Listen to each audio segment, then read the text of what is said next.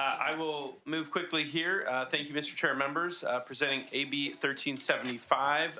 Want to mention that I will be accepting the committee amendments to limit the provisions to matters where trafficking allegations have been made and require judicial counsel to provide training to judges. This bill simply requires courts to provide necessary protections for child victims and consider human trafficking victim status or convictions in certain child custody disputes.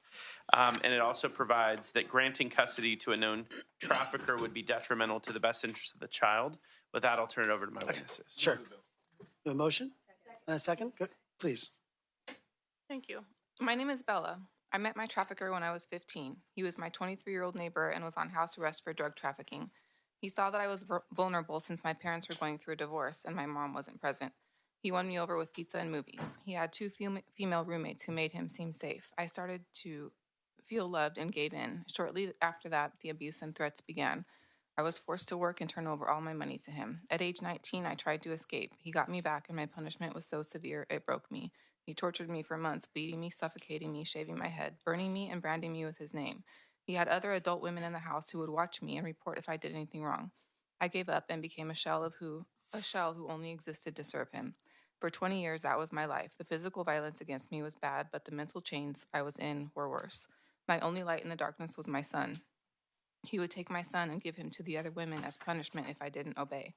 There were surveillance cameras in the house watching me. I was an object to be used for his pleasure and to make him money. I didn't see a way out, and I was in despair. But when I became pregnant again when my son was 7, he found out it was a girl, he tried to force me to abort her, saying that he would overdose me on heroin or do it himself. So I scheduled the abortion, but by the grace of God, I was able to escape with the help of hospital workers. We even later City of Refuge took me in, and I discovered I had been a survivor of human trafficking, but I was still not free. As soon as I left, my trafficker filed for custody.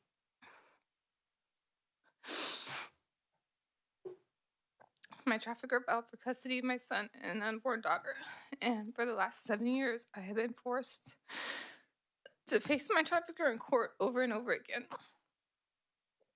He was put on supervised visits, but that didn't stop him. Him and his women file constant motions against me. He has never had a real job and lives from the women that he still traffics, so he always has money for lawyers. I have never gotten any child support.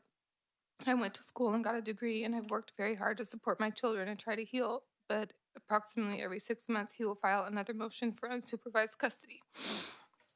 Every email I see from his lawyer causes me to relive the trauma, and every time I have an upcoming hearing, I feel powerless to him again.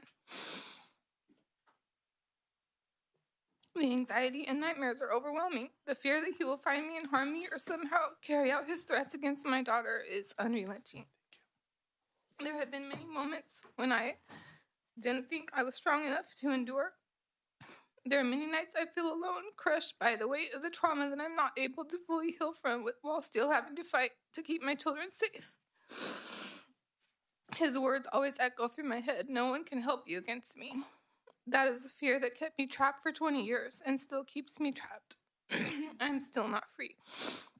Through the California family court system, my trafficker still has control over me all these years later, and there is nothing in the family code to stop him. Even though the court has determined that he is my trafficker, there are currently no laws in the family code that address trafficking. I have been told there is nothing to stop him from continuing to use the court system to control and drain me until my children are 18. I truly do not know how much of this I can endure. I have tried to relocate to get complete freedom, but he has dragged the process out for the past 2 years, costing me everything I have. And I have gone into debt and had to cash out my small pension that I saved by working at my last job.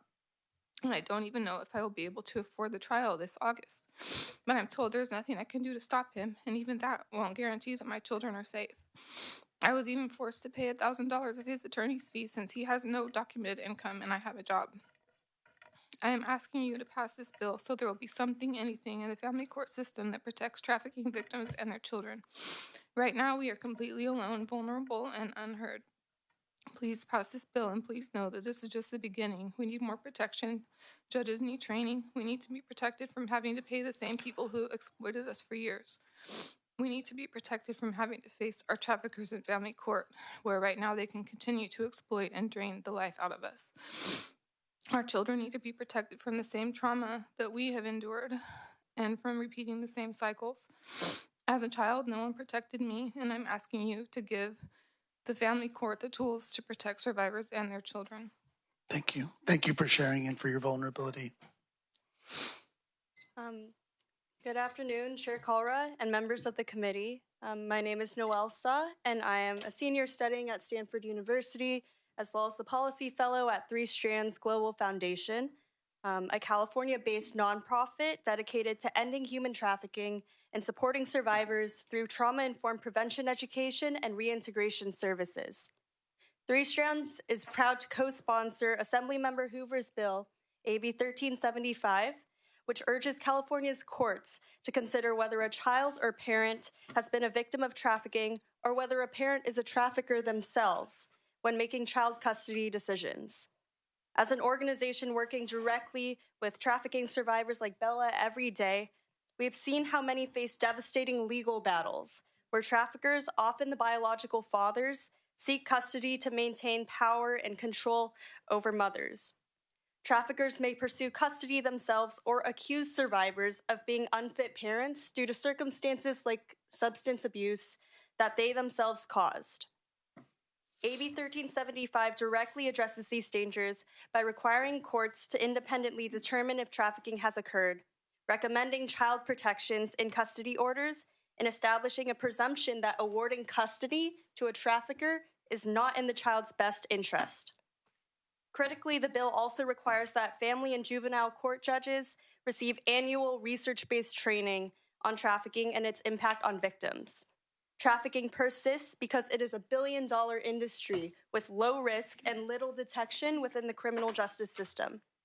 This bill is not merely a procedural step, but it is a lifeline for survivors to receive the justice they deserve. Judges must be equipped to recognize their trauma, understand how coercion works, and protect survivors with informed and compassionate decisions. By passing AB 1375 today, you can ensure that our courts no longer serve traffickers, but stand firmly on the side of survivors and their children. I respectfully ask for your aye vote on this critical bill. Thank you. Thank you. Is there anyone else here in support of AB 1375?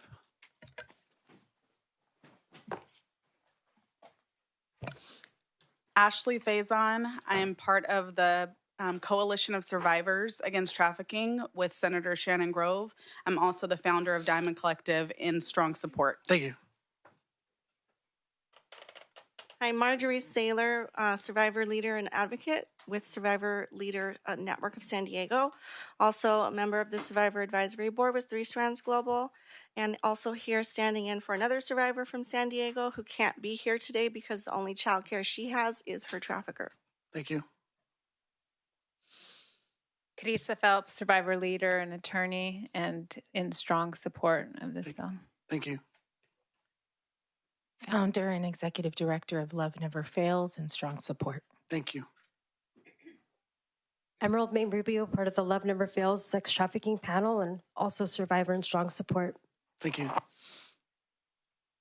My name is Heidi Gerke. I'm also in strong support of this bill. I belong to Love Never Fails survivor panel. Thank you. Hi, Sophia Lorey with California Family Council in strong support. Thank you. Is there anyone here in opposition to AB 1375?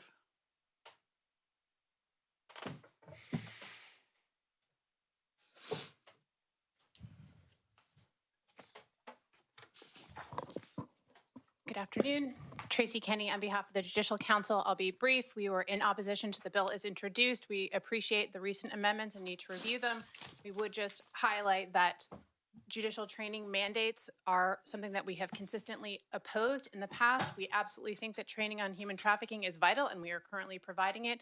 But a legislative statutory mandate that ties our hands and puts specific timelines on things interferes with the independence of the branch. Thank you. Thank you. Anyone else here in opposition? All right, bring it back to committee. We do have a motion on the table. I want to thank you for bringing forth. Thank you for accepting the committee amendments on this to allow for a little bit more discretion. But I definitely want to thank the witness and all the survivors that are here in your advocacy, and thank the Assembly member for his advocacy as well. Would you like to close? Thank you. I just want to thank Bella for bravely sharing her story here today, and respectfully ask for an aye vote. Thank you. Motion is due pass as amended. Colra? Aye. Colra, aye. Dixon, Bauer-Cahan, Ryan, Connolly, Harabedian? Aye. Harabedian, aye. Macedo? Pacheco? Aye. Pacheco, aye. Pappen? Aye. Pappen, aye. Sanchez? Stephanie? Aye. Stephanie, aye. Zabur? All right, we'll place that bill on call. Thank you.